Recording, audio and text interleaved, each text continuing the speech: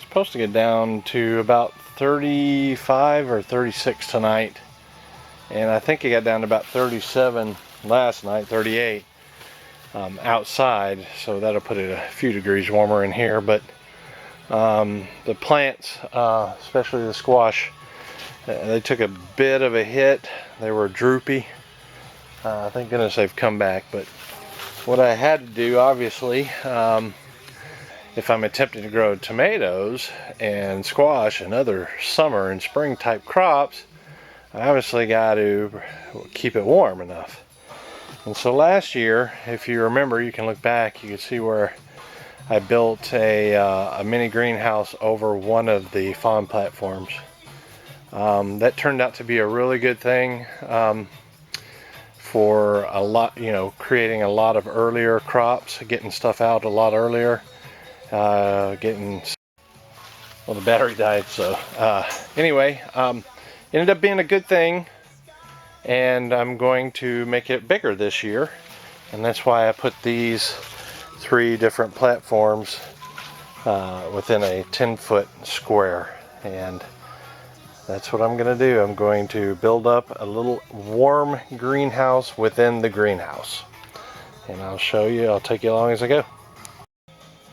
Okay, we've got the 4 corners up, ready for plastic, and clip it to the 3/4 inch PVC you see there. Over on this side, it's closer, so the gable, I had to, if you can see here, let me see, yeah, you see how it goes up, over and up. That's because if it went straight up, it'd go through the plastic. I wouldn't be able to grip on the crossbar there. So a little modification, should still work. And more to come. There's my 10-foot greenhouse within the greenhouse. And like I mentioned, that's solely for the purpose of keeping a smaller place warm and being able to do some things during the winter. This is what it looks like on the side.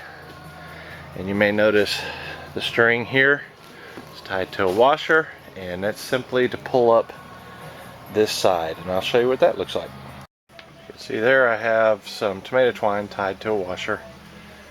It goes up and it pulls open this whole side, and this is what it looks like revealed, and I'll take you into it real quick. Got the fan up there, circulate the warm air during the evening especially. Keep humidity levels down during the day. That's what it looks like in here.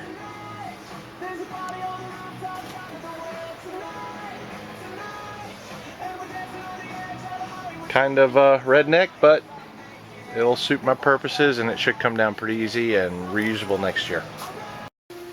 I also wanted to show you here. That's what I'm using, is the little oil radiator to heat it with. You can see it's blinking. It's set on 55, so it's not going to cut on until it gets down to 55 degrees, and that's usually always at night.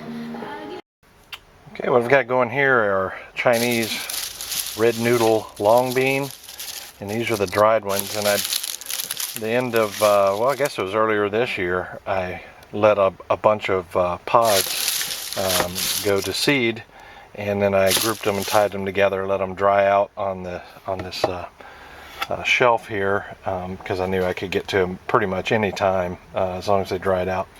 So what I do is their beans are all perfect flowers. They have male and female parts, and when they produce the flower and the bean, they're completely ready.